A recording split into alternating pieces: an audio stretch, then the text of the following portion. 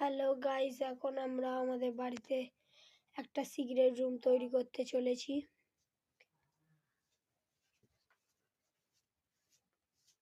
Hello guys, আমরা আজকে করতে চলেছি সিক্রেট রুম।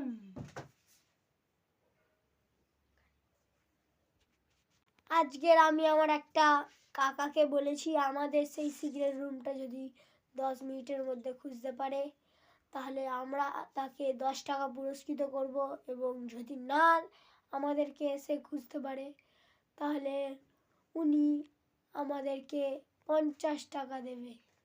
এটা আমাদেরই লাভ। তাই গাইস, আমরা এখন সিক্রেট রুম খুঁজবো, এবং আপনারা যদি আমাদের ভিডিও দেখতে চান তাহলে সাবস্ক্রাইব আর লাইক করে দেবেন। এখন আমরা সিক্রেট রুম খুঁজি, দেখবো এখানে সিক্রেট রুম আছে কি, দেখি তো আছে কি নাকি এখানে আছে। না, এখানে কোনো না, এখানে এখানে তো শুধু অন্ধকার আর অন্ধকার। এর উপরে কি আমি সিক্রেট রুম করতে পারবো নাকি? এর ভিতরে সিক্রেট রুম করবো না, করার জায়গায় পুরে সিক্রেট রুম করবো? না না, দেখি এর তলায় জায়গা আছে কি না। এর তলায় তো শুধু অন্ধকার আর অন্ধকার, এখানটা আমরা করবো না। এবার অন্য ঘরে যাওয়া যাক। নম্বর ঘর হচ্ছে এটা। দেখবো এখানে তো আপাতত আমার সিক্রেট রুম নেই বলেই তো মনে হচ্ছে। দেখা যাক। জায়গা খাটের তলায় তো অন্ধকার আর অন্ধকার। দেখি আমরা এখানে, না এখানেও করা যাবে না।